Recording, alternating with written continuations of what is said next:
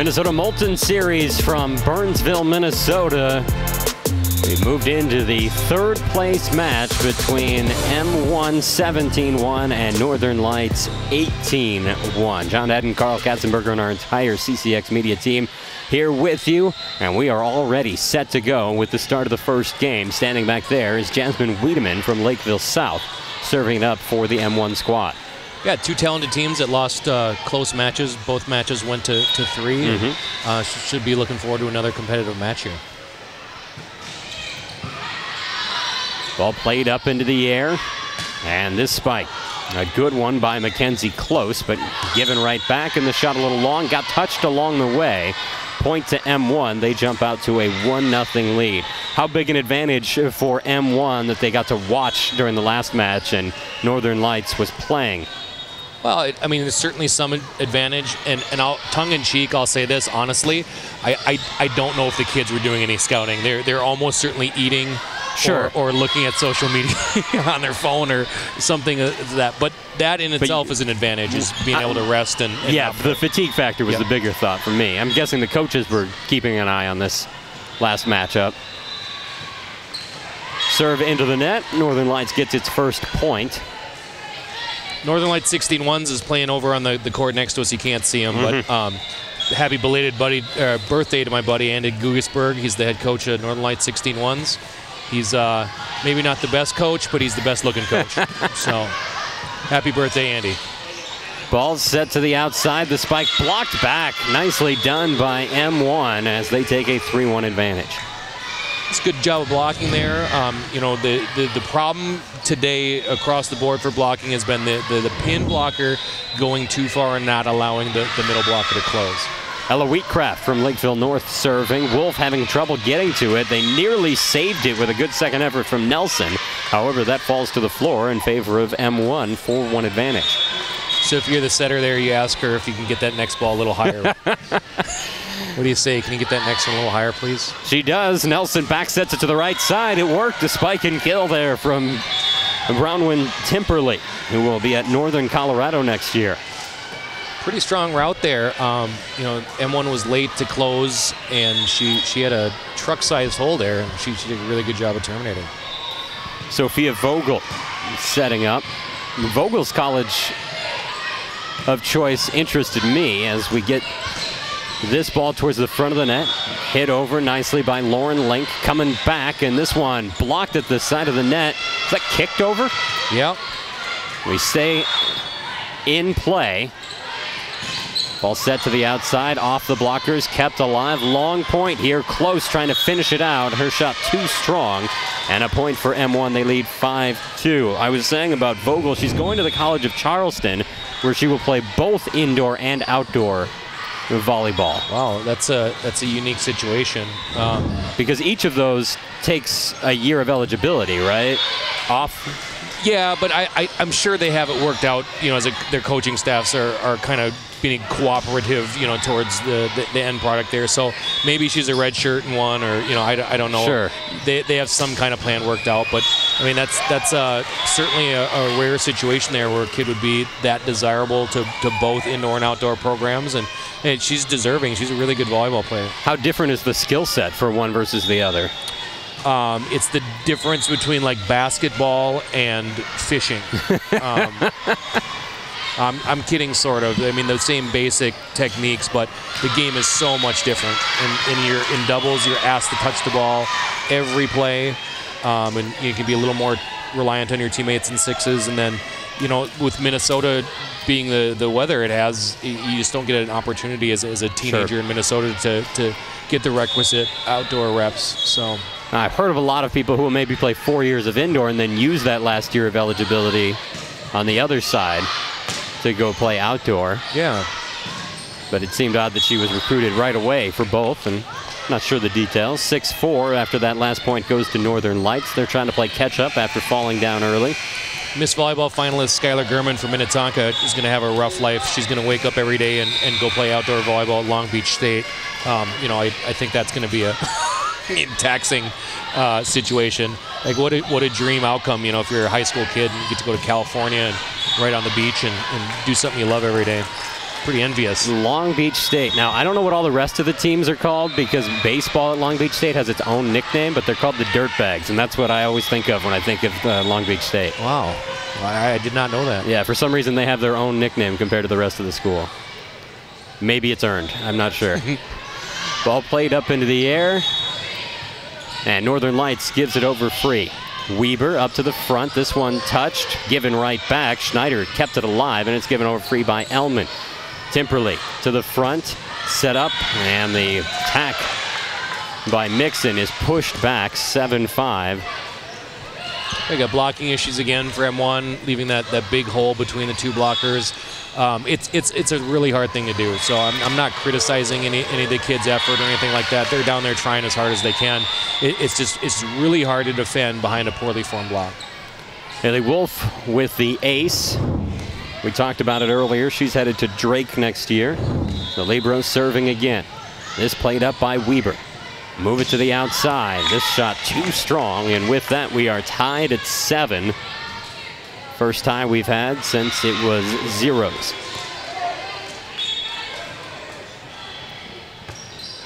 Northern Lights let ace, and they take the lead for the first time.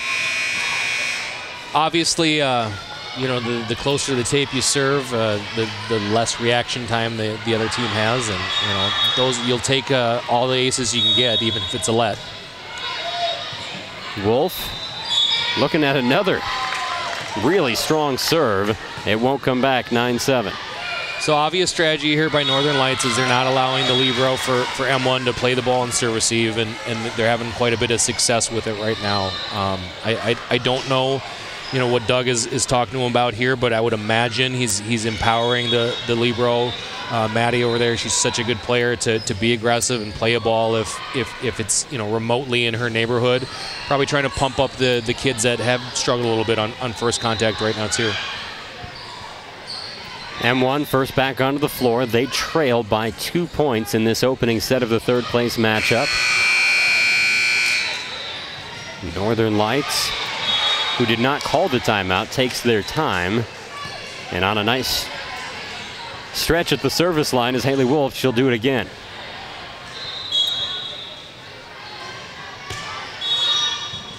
Goes after Weber. This ball set to the front. The spike blocked back. Standing tall is Sophia Vogel. It's a good read by Northern Lights. M1 runs what we call a drift off the tee there, and that means the middle is hitting just about a body length away from the setter as opposed to a traditional one, which is right on the setter. And they sniffed that out and were able to snuff it out before it even crossed the net. Weber up to the front. This one touched over by Grimm. Now a set to the back row on the other side. That blasted right at Weber, who gets it up again. Grimm on the attack once more. Link touching it again. And it's pushed over deep. More from Weber. And this spike off the blocker is good for a kill. Finishing off the play is Carissa Ritchie. At counterattack one, it's one of the most powerful plays in volleyball, and if you can take a ball that's you know, well struck by the other team and run quick offense right back, it's just really hard to recover from that. Ritchie now serving, floats that one towards the sideline. Tough play for Northern Lights, but they get it back over. This ball back set to the right side. The spike blocked back. The attack by Rachel Schneider rejected by that strong wall put up by Northern Lights.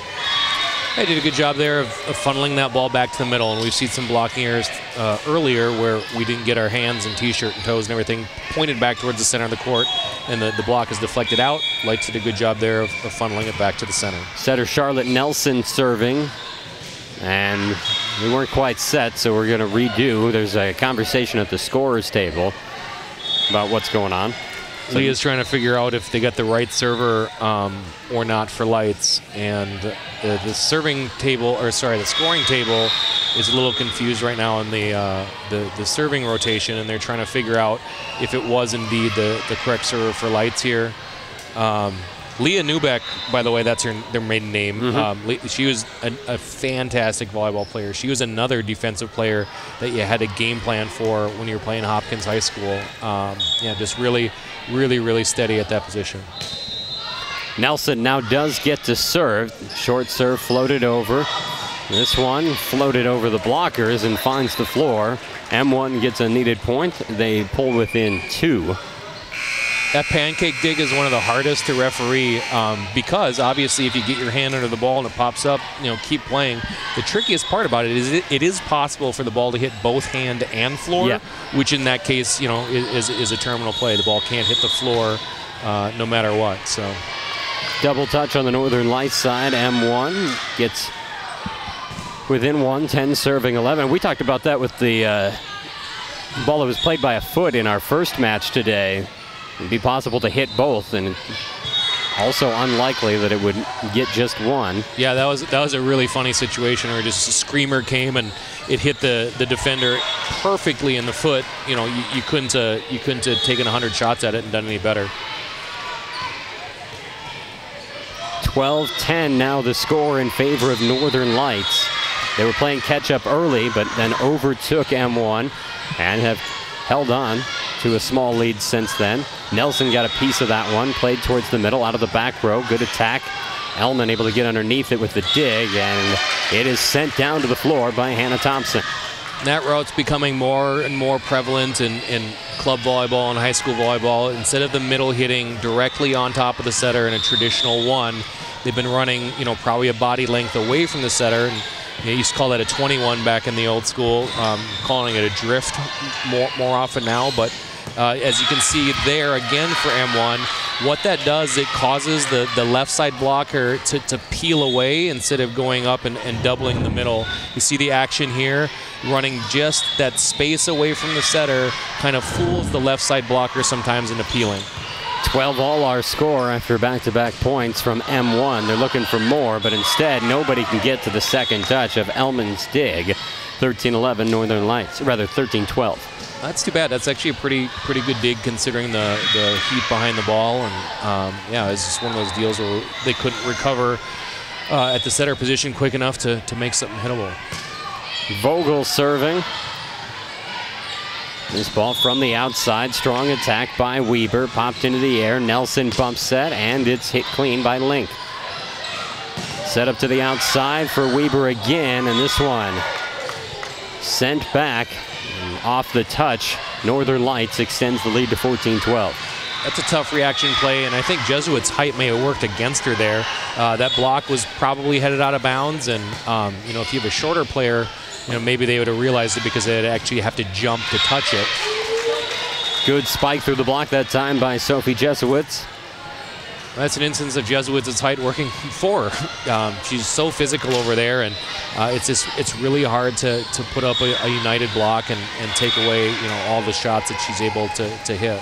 Chanhassen's Maddie Ellman on the serve. This one bumped up to the outside. The spike good for a kill in the end. That's that high hand shot we've seen a lot of today. Is you're taking a calculated risk by challenging the block at the very top of the hands. If you miss, it's going to look pretty bad, because you're going to miss badly. But I think your teammates and your coach and the important people spectating know that you're definitely trying to do something positive for the team there, not just missing badly. Ball bounces off of Wolf, the finisher for M1, gets them back within a point. There's that drift route again. It's really hard. Most teams want to double block with the left in the middle, and you can see 4 there for Northern Lights. She just gets confused because it's not something that you get a lot of time to read and react to. It's if the play is going off setter, the left side's trained to peel. The instance where they're running a drift would be the one time where you don't want to peel. Northern Lights back up by 2. Going back for the serve is Lauren Link.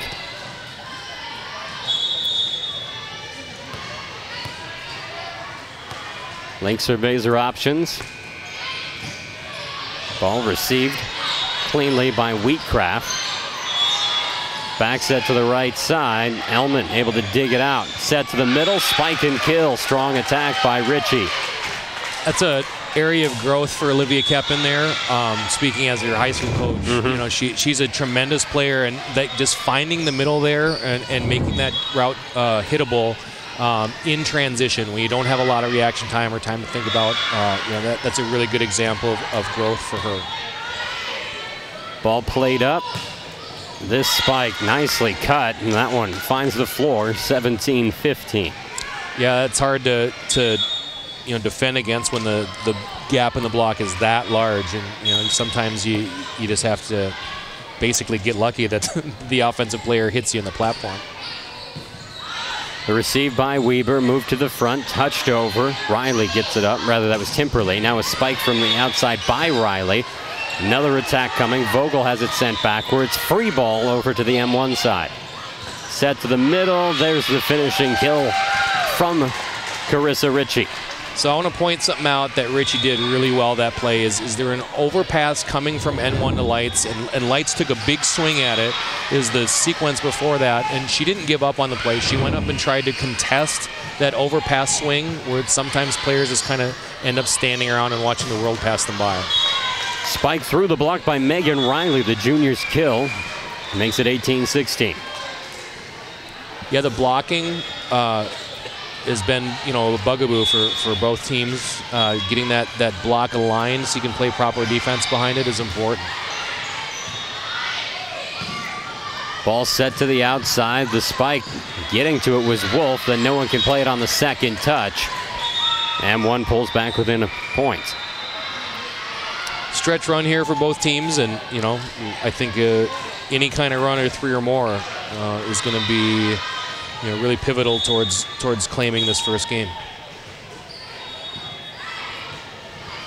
Off the serve, received by Wolf, and out of the back row. The attack over to Elman. And there's that drift route again. Yeah, M1 really taking advantage of that, and Doug is no fool. Like if it's working well, let's just keep running until they stop it. Nice job by Thompson from Chaska to execute. Here Nelson back set, right side attack by Riley, dug out by M1. They'll give it over by Jesowitz. Another back set to the right side, this time close on the attack. It's sent back on the block, and a free ball to M1. Set it over for Grimm, and Grimm had to come back to her. Off the block, 19-18, the lead for Northern Lights.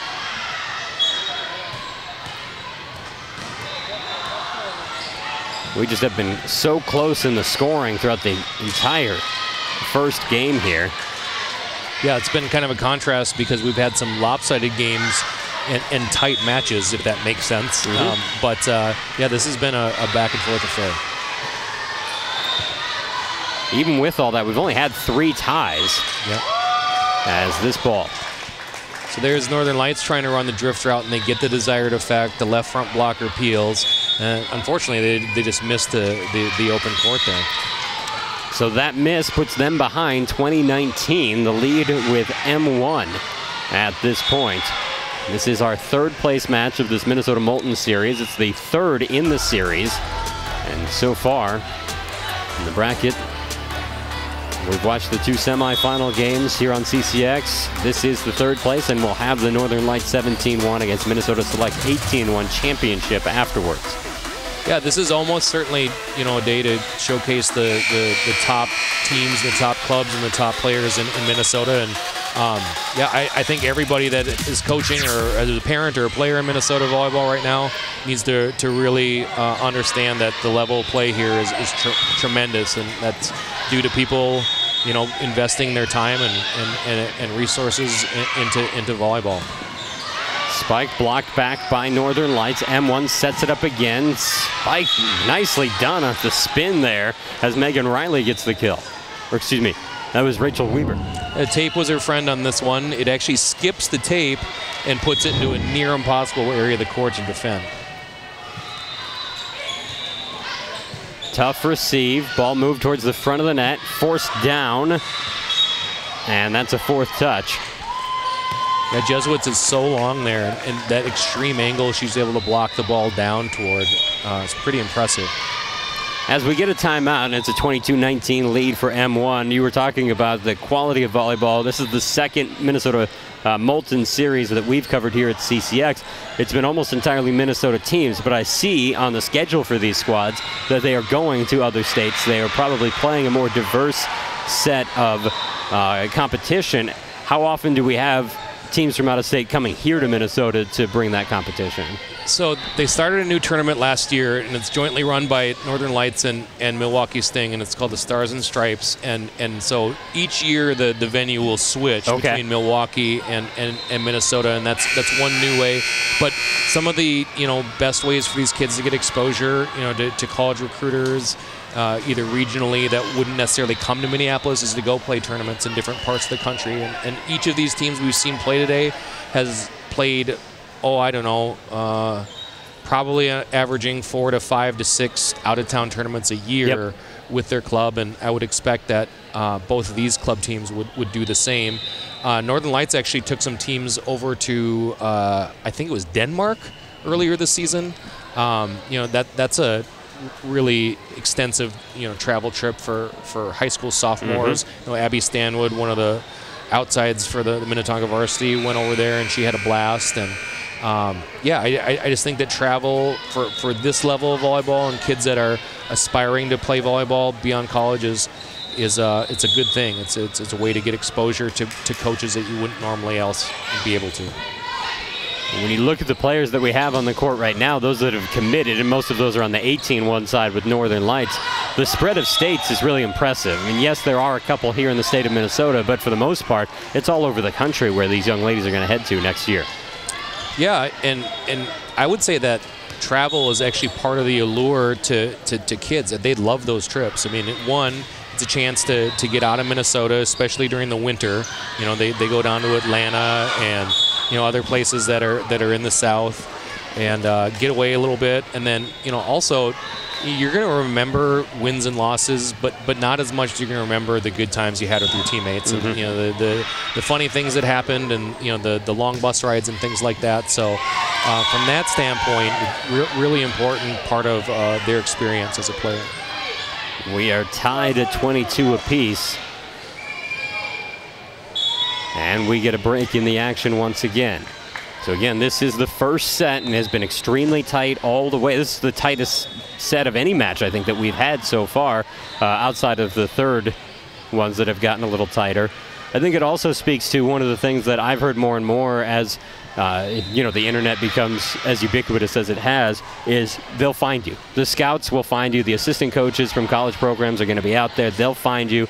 So you can travel to be exposed more, but everyone has a huddle for football. They have it for volleyball. I mean, there's video for everyone out there, and it helps everyone get the exposure that they should have in order to be recruited. Yeah, technology is super helpful. I would say, as a coach, I would actually want to see that player play live if I liked him on tape. But yeah, the technology's been very helpful in that avenue. This ball dug out nicely, set up by Northern Lights to the outside. Good spike there by Link, kept alive. Tough play coming up, and putting it over is Jesuits. So we continue on. This shot blocked by Jesuits, but out of bounds. Point to Northern Lights. Yeah, and that's just Jesuits not getting her hands and T-shirt faced back to zone 6. She had a remarkable play in that sequence earlier. I think she's the only player on the court that could have saved that ball set past the pin like that. That was a tremendous effort by Sophie. This ball just out of bounds on the serve, so we trade points, and we're tied again, 23-all. It's not a great time to miss a serve. I mean, it's never really a great time to miss a serve, but in that situation, you want to keep the pressure on the other team by forcing them to play defense. Played up by Lauren Link, back set by Nelson, and this spike dug out nicely. On the attack, a little bit of a float on that one. Nelson gets to it. Wolf bump set to the outside, and the spike goes wide for Link. Gives us game point for M1.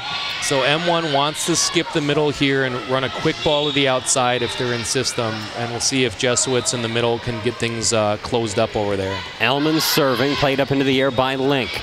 Bump towards the front, Link gives it over free. This should allow them some system. Ball to the middle, the spike blocked back on the solo attempt by Mixon. This one played into the air. Set towards the right side, a spike, good for a kill. Setter for Northern Lights did a good job of mixing up the offense there. Tried the middle a couple times, and then they finally reversed the ball, and a really good overline shot by the right side. 25 points, not going to be enough here in our first game of this third place match. Mackenzie Close, who just had the kill, on the serve now. Spike down the line, and that one was touched before it went out of bounds. Point to M1. Match point for them again, or rather set point.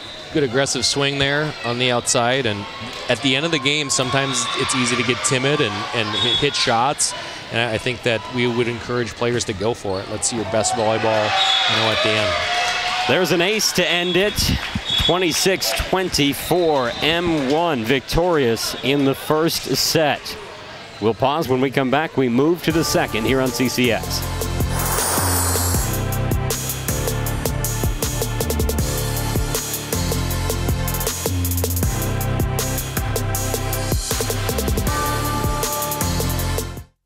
CCX Media is the first place you go for local news and sports. But did you know you can sign up for those stories to go straight to your inbox on our website? Simply go to ccxmedia.org. Click on the subscribe button, and from there choose which notifications you want to receive.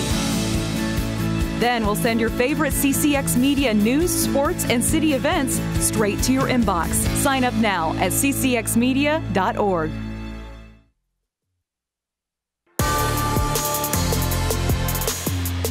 26-24, M1 pulled it out in the first set. Now we move to the second. M1 on the near side, Northern Lights on the far. And serving it up to start is Charlotte Nelson, who will play at UW Stout next year. The receive comes right back over, and Nelson pops it into the air. Then Wolf bumps set, and it's spiked over clean. Dig was clean as well, but this one rocks into the antenna, and with that, Northern Lights jumps out to a 1-0 lead. I think it's another testament to the depth and the quality of play. Is you would think that that extra year from junior year to senior year would be a big difference maker when we had 17s playing 18s in here. I just think that both teams have such talent that extra year is kind of minimized. I agree. I mean, we saw how competitive that first set was. I thought that based on what I saw from the two 18 ones playing each other in the semifinals, I thought those teams looked stronger. But you get them into this matchup, and suddenly things look fair against a good 17-1 squad.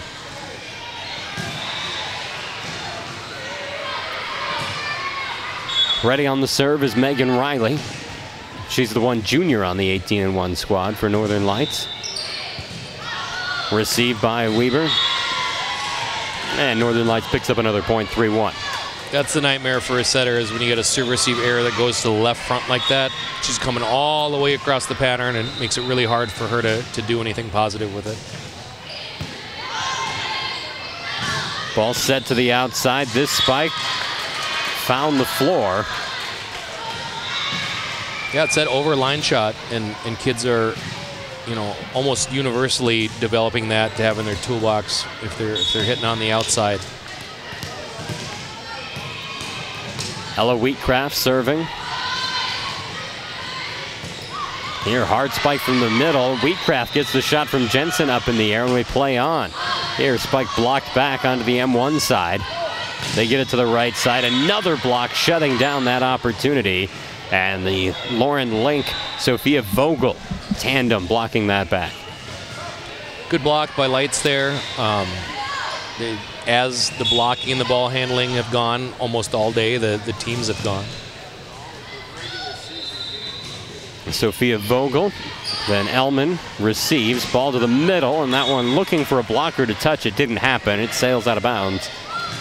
5-2 Northern Lights. Yeah, intentional shot again, high hands. Unfortunately, like I said, when you miss that shot, the error is going to be magnified. Tough second touch there. Long run for Wiedemann to get under it. Now much easier play on the set, but the attack goes too long. And again, they're asking for a touch on that. There was none, and it's a 6-2 Northern Lights lead. Yeah, Wiedemann did a good job of tracking that one down to the left front. Again, that's the nightmare for the setter. Fortunately, she wasn't buried all the way into zone one like she was in the earlier rotation. She just had to come from the right front. I don't think that ball was touched.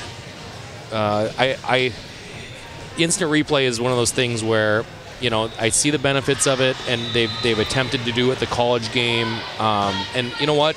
Fair is fair, and if we can get calls right, The thing for me watching college volleyball is the technology with the camera rate hasn't gotten to where the replay is obvious. Like, you know, and this is good equipment we're working with here at CCX too, but you just can't get a definitive, you know, assessment because the frame rate isn't fast enough. Receive played up by Weber. It comes back to her on the outside. Spike dug out on the other end by Timperley. Timperley has to play it over free. Wheatcraft digs, back set right side. Spike blocked back. That one caught underneath. Yeah, it's that waterfall blocking effect again. And the blocker doesn't get her hands across the net, and it's almost a guaranteed point for the offense every time. Maddie Ellman serving it to Link, who receives. Nelson back sets this one, and the spike too strong from Emmy Jensen. Right side attack for both teams has been effective at times, and both setters have done a good job of mixing the offense up and kind of being a little bit unpredictable with which hitter they want to hit the ball. Ellman had to track down that ball. Now she's ready to go.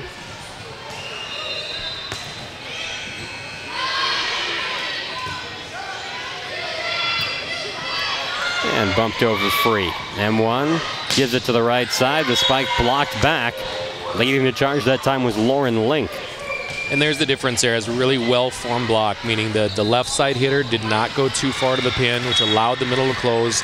More importantly, they got their hands across the net to stop the ball from even crossing. Ball to the middle, and a kill to finish it, Carissa Ritchie. So M1 back within 2 as you look at Ritchie working from the middle. Yeah, good shot, and you know, they're smiling a little bit because there was a little bit of a miss hit on the ball, but they will gladly take the point in a tight game like this. Olivia Camping in for the serve. Ball to the middle, and that one hit the tape but finds the other side, and with that it's an 8-5 Northern Lights lead. It's so hard when the ball hits a tape like that, and it's really unpredictable where the ricochet is going to go. Lauren Link. Her serve played up by Wheatcraft, moved to the front. Here the spike blocked back on the attempt by Ritchie, kept alive. Now a hard hit from Weber, and that one does get over free. Quick play on the dump. They didn't get the pancake in there. Oh, wow. Quick whistle by Mike. He might have seen something from his angle that we didn't. It is possible for the ball to hit the floor and the hand, and this will give us a decent look. I don't know. Like all hands. Looks pretty clean for me, but again, my opinion doesn't count. It's Mike's opinion that matters. So Weber on the serve. Cahill bump set. That one caught some tape and was probably better for it. Lauren Link gets the kill. That's what we call the ball doesn't lie. A little good luck there, followed by some perhaps bad luck on the previous play. Wolf serves it at Weber, who plays it up. This spike off the blocker and out. Good kill there from Rachel Schneider. Yeah, strong swing. And anytime you're challenging one blocker like that, the late close gives you a certain advantage, you know, offense to defense. Set to the middle, little hesitation in the air, and then she touches it softly over the blockers. 10-7 Northern Lights. There's another area of growth for Olivia Camping there is defending that right back position to the best of her ability.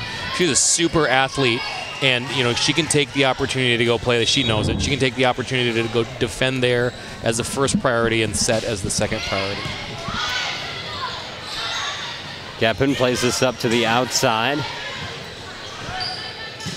Right side attack coming back. Good strong hits, but each side has been able to play it up. Now a free ball over to M1. He'll set it to the right, and the block is there, shutting that opportunity down. Sophia Vogel. Olivia did a good job of handling the tight ball there too. That's another area of growth for her as she kind of progresses. She showed a really strong touch and staying out of the net and being able to feed the middle on the previous rally. Another point for Northern Lights. They take a 12-7 advantage. That's the largest lead for either team in this set. This is a weird phenomenon. I don't know if I've ever called a game where I've had, multiple Minnetonka players on the court, and you get caught up with, you don't want to be overly critical because they're great kids, and you want to, as a coach, first and foremost be positive. But then sometimes the match coach in you comes out, and you'll point to things that I wish that would have been done better. So if you're listening and you're a Minnetonka student, forgive me. Yeah, I'll buy you a sucker from the booster store next time I see you. Here's Jasmine Wiedemann serving. This ball off the blockers and down to the floor.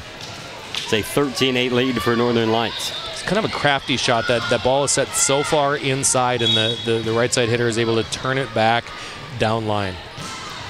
Riley's serve received by Weaver. That ball bounces out of bounds off of the blockers. So we call that floating, when the pin blocker jumps and doesn't jump straight up and down. They're jumping while still moving to their right. And obviously if the ball hits you while you're still moving, the deflect angle is almost certainly going to be to the right, which spelled doom for Lights on that previous rally. Robbinsdale Armstrong, Sophia Vogel finishing off the play with that kill, 14-9. Now the score. Northern Lights trying to force a third set. Off the receive, ball back set right side. This spike carries heavy, and then swinging at it again is Sophia Jesowitz. It's great singing by Sophie. She hasn't had a lot of in-system opportunity today that we've seen, but it'll show you how dangerous of a hitter she is if you get that ball in her window.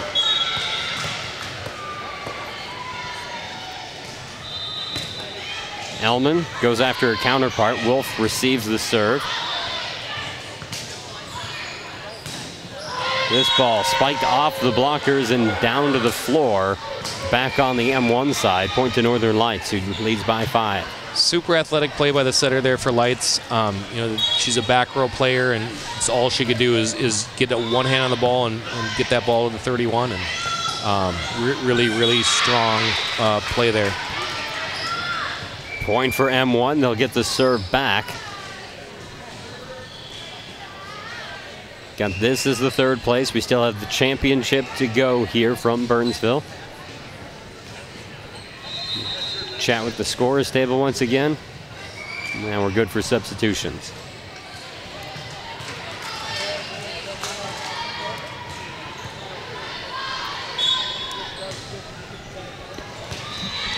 Levin serving 15. That ball came off the side of the hand, it looked like, for Megan Riley. That's a good job of tracking that ball all the way to the line. As a coach, you always want your players to follow a ball until they're absolutely sure it's out of bounds, and really good fundamentals shown there by the libero.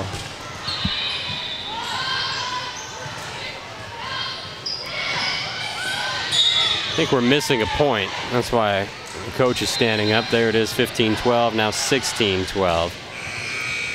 Yeah, they'll get it squared away. Yep, 16-12 looks good.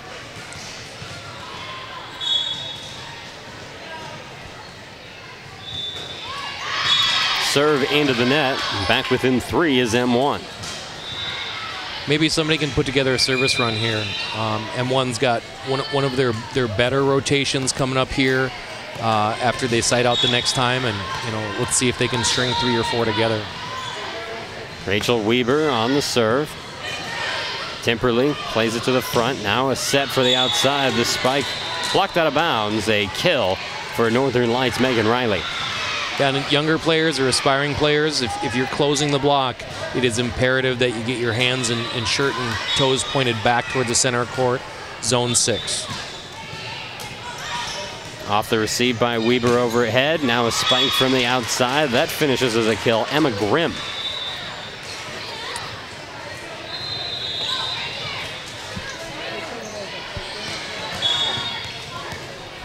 Grimm, I feel like a name we called out a lot during our first match earlier in the semifinal round, has been quieter here.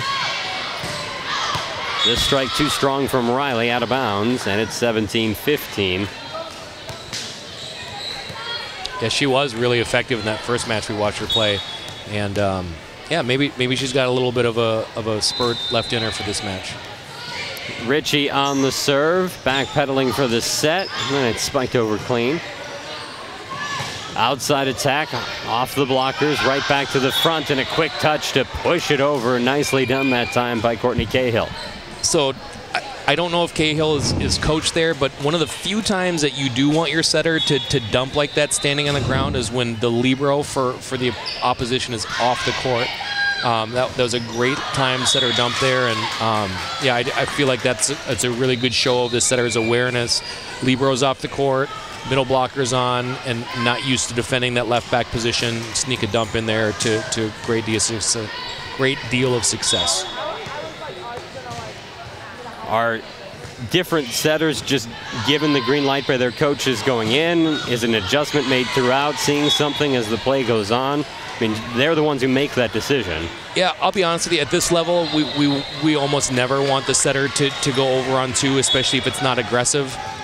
You know, if you've got a Sydney Hilly up there in the front row, you know, that's one thing. But if you've got a setter standing on the ground and you know, essentially just setting the ball to the opponent, we would almost certainly rather set a hitter, you know, in that instance. Ball punched over here by Jesowitz, coming back the other way. Good strong spike played into the air, stayed out of the rafters. They got a second touch on it, but won't find any more. 20-16, the lead for Northern Lights.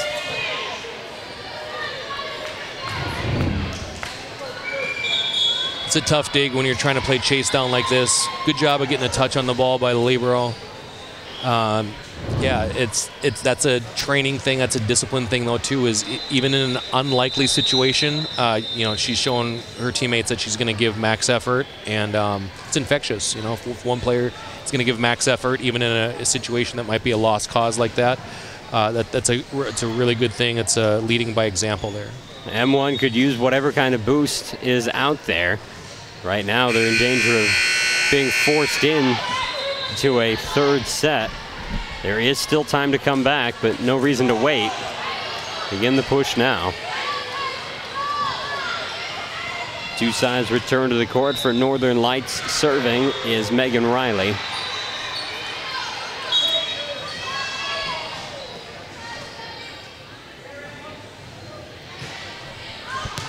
Riley puts it in right in front of Maddie Ellman. She misread that ball.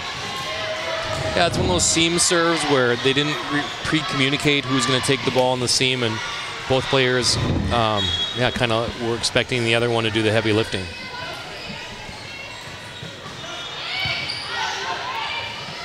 Ball given to the outside, spiked off the blocker and down to the floor. M1 back on the board. Obviously, Sophie Jesowitz is going to look a little bit more comfortable hitting on the left side there, and that serve-receive pattern allowed her to hit on her natural side, and did a good job of firing one in their line.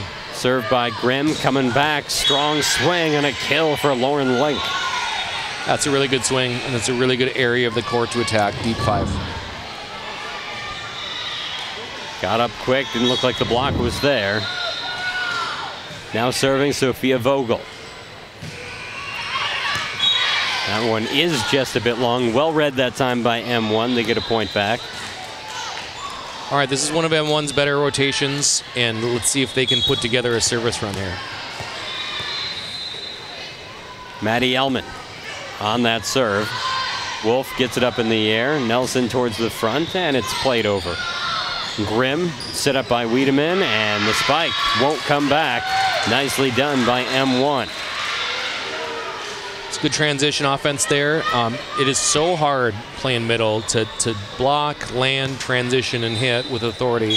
And that was really well done there. Good connection from setter to hitter also. Ellman puts it into the net. 23-19. That's a situation where you know, you want to be understanding of a player making mistakes. You'd much rather have that mistake be out deep than into the net. Emmy Jensen's serve received by Weber. Played to the front. Weber with the kill. It's a really good shot by Weber, and kind of going back to an earlier point, you know, Weber's been kind of crafty with the way she's hit today, and that's one of the few balls she's scored on that's actually hit the floor. She's done a good job of using the block and finding seams and things like that. Wolf gets it to the front, and Link hits it over. Coming back, the touch by Weber evades the defense, and within 2 is M1. So imagine the serving strategy here is Jesuits to start on the right side and serve cross court to the left side, taking the ball out of Libera's hands and forcing the setter to run all the way across the pattern. It was the plan. Unfortunately, it comes up short going into the net, and that sets up set point for Northern Lights. Sounds so easy, doesn't it? I mean, I could see why she was going soft. If there was nobody up there, it would have been a tough play. This touched. Nearly found the sideline. Instead, it was pushed back to the middle and still dips down to the floor, so point to M1. All right, M1's got to score 2 in a row here. One at a time, though, so we can get them in trouble by serving zone 1. That'd be a good start. Rachel Weber plays it. Now touched around the block. Diving play to get back on it. M1 can't get it up from there. 25-22 the victory for Northern Lights. They force a third set, and we'll go to that deciding set when we return here on CCX.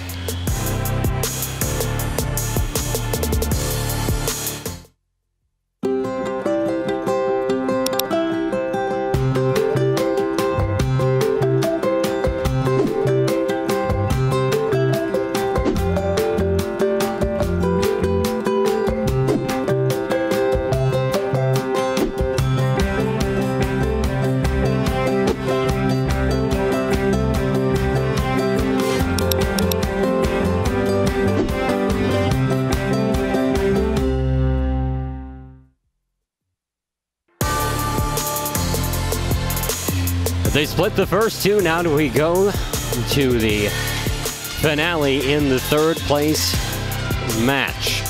Playing to 15 between Northern Lights 18-1 and M1 17-1. M1 with the serve to start. This is Jasmine Wiedemann. Set up by Nelson. Good hard spike. That's dug out by Ellman. Push right back over. And a free ball over to M1. Wiedemann sets the middle. The spike blocked back. Nicely done up there was Ellman in short space to get it up. Then a lift is called against M1. Northern Lights opens with the point. I think ball control is going to play a key role in this one. Communication is also going to play a key role in this one. Megan Riley with an ace. That's a tall order to ace the libero for M1 there. As one of those float serves that looks like it's going a little deeper than it actually is. Riley ready again. She'll try something similar. Back to back. Got aces up her sleeve. 3-0. Now the lead for Northern Lights. Yeah, the old trickle job. As you can see the smiles and her put her hand over her face, almost embarrassingly registering the ace there. Still a strong start at the service line for her. The shot blocked back there, and it's given over free. Wolf gets under that. Nelson back set, right side attack, too strong. And with that, M1's on the board, trailing 3-1. Jumping out to a 3-0 start like that in a set that only goes to 15 points.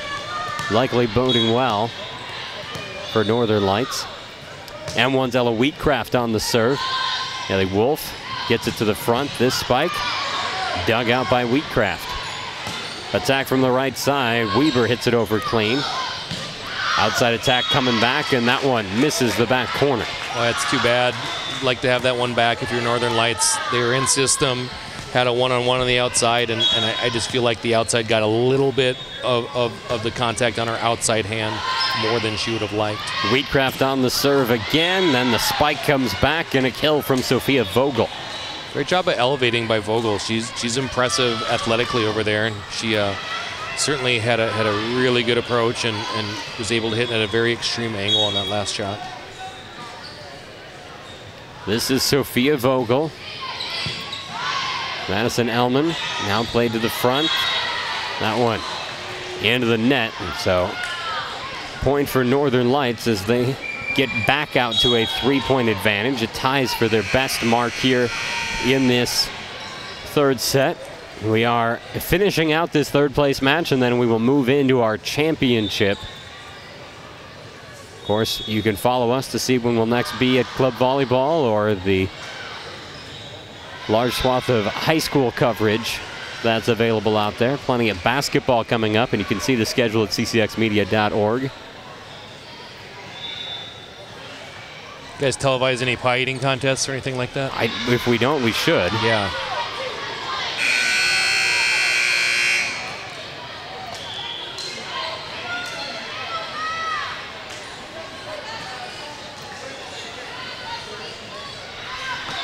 I would do color for that. All right. Well, I'd want to participate, so I feel like that would be odd. Here, the shot goes wide. It's hard to think of pie eating contest and not think about the movie Stand By Me. Yeah. That would not be good television. Or it'd be great television, I'm not sure. 5-3. I think a lot of people would want to watch it. I would not be one of them. Wow, that was an athletic approach there. Really strong swing. Goes off the blockers and out of bounds. That makes it a 6-3 lead for Northern Lights. Such a difficult thing to do when that ball is high and behind you like that, is to get enough on it to use the block. Emmy Jensen on the serve. Comes right back to her. She gets a hand on it. No one else can play it. And M1. All teams featuring that drifter out today, just doing a good job of getting what they want, a one-on-one situation. And even though the middle's approach wasn't perfect, still got enough on it to force a kill. It's been a super effective route for all the teams participating today.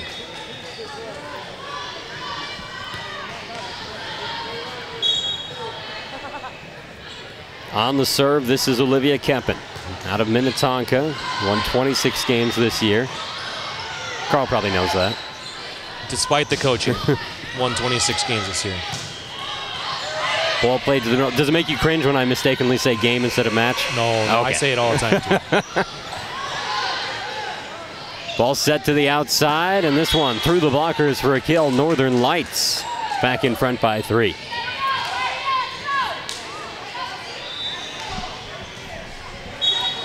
So next year, Keppen will be back on that Minnetonka squad. Here shot just stays inbounds. Point to Northern Lights. Yeah, we're looking for a big improvement from Olivia, and she's already shown great strides during the season. One more year of improvement throughout the club schedule, and we're really looking forward to her being a big part of our success again in 2020. Teams have traded sides of the floor, so Northern Lights now on the near side. They lead 8-4. M1 on the far side awaiting the serve from Lauren Link. Link headed to Loyola University in Maryland next year. Off this serve, carries high into the air from the receive. Then back over to Northern Lights side. They set the middle. That shot by Mixon pushed back. Back row attack from Lauren Link. Elman with the bump set towards the front. A good one. Nice dig by Wolf to get down on that. And this shot hits softly over where it's played up by Weber. Here, shot off the blockers, and it's down for a point. M1 pulls within 3. There's that drifter out again, and unless that's communicated beforehand, and we're big sticklers about this during high school season, if you don't communicate who's going to take that responsibility beforehand, there's no way you're going to play it well in real time. 5 serving 8. Ball set to the outside. Nice block. Standing up there was Carissa Ritchie. She had help, but it came into her. Tremendous block, all parts. You're right, the right side setting the block in a great place. She stopped and went straight up and down as opposed to floating, and that allowed the middle to come over and make a play. Served by M1.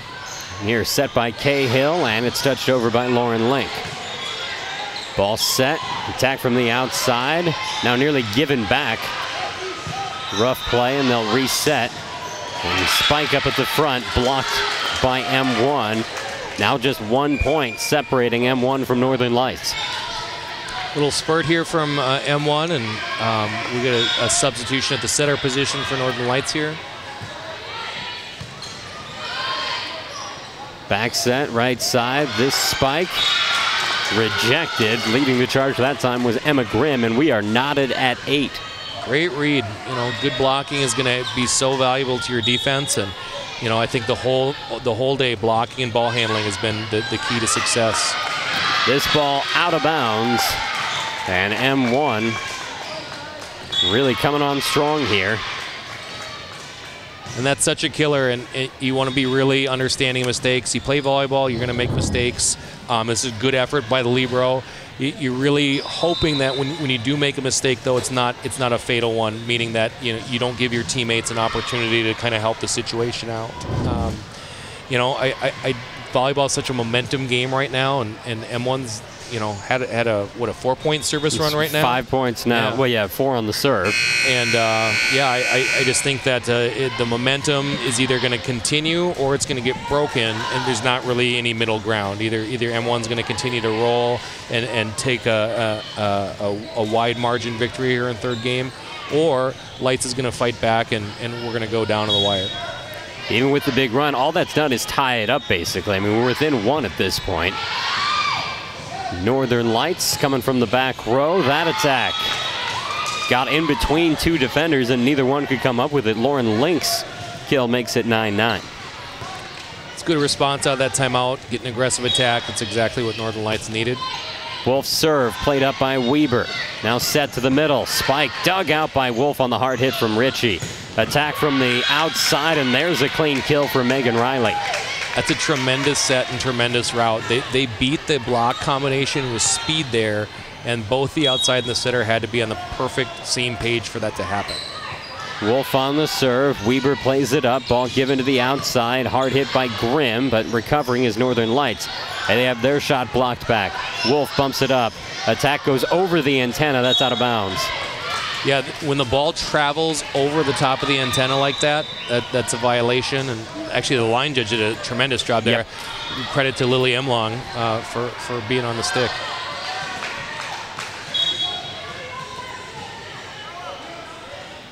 On the serve is Carissa Ritchie, 10 serving 10. Nelson sets the outside. They keep going to Riley. This ball to the outside coming back. Wolf with the beauty of a dig. Trying to touch it through on the second play, and Charlotte Nelson gets herself the kill. I'd sure like to see M1 challenge somebody besides Wolf in that cross court, and they've had a lot of shots aggressively to that side of the court, and Wolf has answered the call almost every time. See if they maybe change strategy and start hitting down the line a little bit more. Ball given to the outside. Getting down on it is Nelson. Wolf with the bump set to the right side. The spike popped off the block on Jensen's attack, and it falls to the floor. A 12-10 lead for Northern Lights. Momentum game. Let's see if M1 can stop the momentum here. We have a substitution, and they're going to change the serve-receive pattern. So we're going to have a different person setting the volleyball out of this rotation than Olivia Camping. Charlotte Nelson serves it up. This ball given in the middle. Off the blockers. Wolf recovers on it. Then Nelson gets it over, and it's given free by Weber. Ball to the outside. The spike out of bounds. Now they're saying there's a touch. Emlong on that near side signaled a touch on that play, and that'll give the point to M1 and pull us back to a 1-point set. I'll be honest with you, if Lily Emlong is paying attention as well as she is, like I wouldn't question that call. Again, that's a tough one due to frame rate to get a consequential, perfect view of it. But Lily has proven that she's doing a good job refereeing this game so far, and so be really easy to trust her call on that one. Northern Lights doesn't let it get to them. They take the very next point, and they're back up by 2. Now, our first set was 126-24, second set 25-22, so 2 or 3 points has been the separation between these two teams at the end of the first 2 sets, and we're in that same situation very likely here in the third. Yeah, let's see what M1 does out of the timeout here. My feeling is if they're in system, they're going to try to run a combination play where the middle is running on setter, and they're going to skip the middle and go to the outside. Would really like to see them hit the ball down the line and challenge somebody on defense besides Wolf, playing left back defense. It looks like Jesuits is the person hitting on the pin outside here. So see if they're in system, if they can skip the middle and get the ball to Jesuits. Off the serve, Weber able to get it up in the air. Now a spike tips off the fingers, and that finds the floor as the blockers couldn't shut it down. Then Wolf behind it had to come up in front of her. It's the advantage of Sophie Jesuits being so long. She took an average situation there and turned it into pure gold by basically just out jumping, out talling, the block for Northern Lights. Jesuits at 6'4", has that height. This shot long, and we're tied at 13. I was scanning the rosters to see if anyone was taller in this individual matchup, and I realized that I had Haley Wolf at 6'5" instead of 5'5". Not a lot of liberos at 6'5". Right. Might be the angle we're looking at too,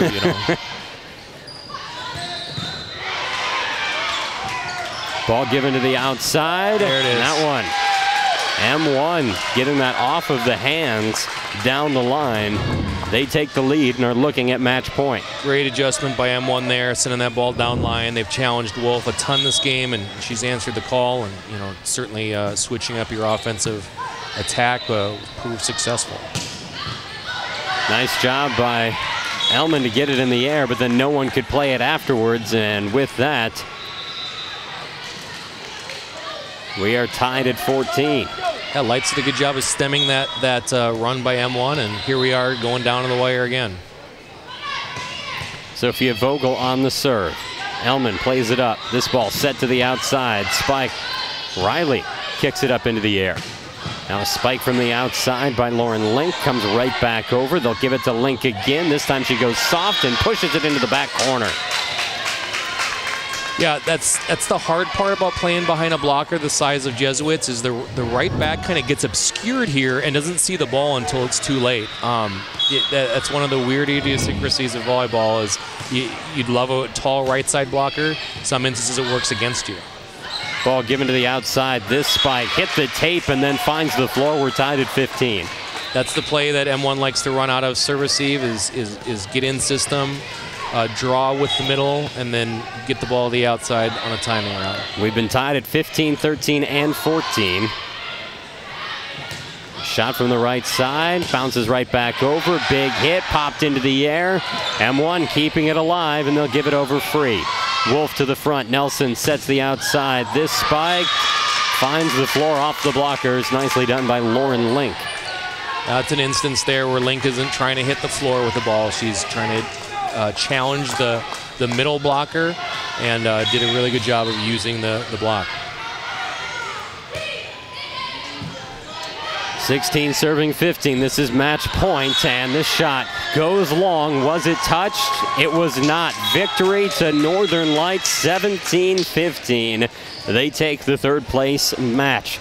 That leaves us with just the championship to go today. We'll have that momentarily. I want to thank you all for tuning in to this one. For our entire CCX Media crew, including my broadcast partner Carl Katzenberger, I'm John Haddon saying so long from a third place victory for Northern Lights, 18-1.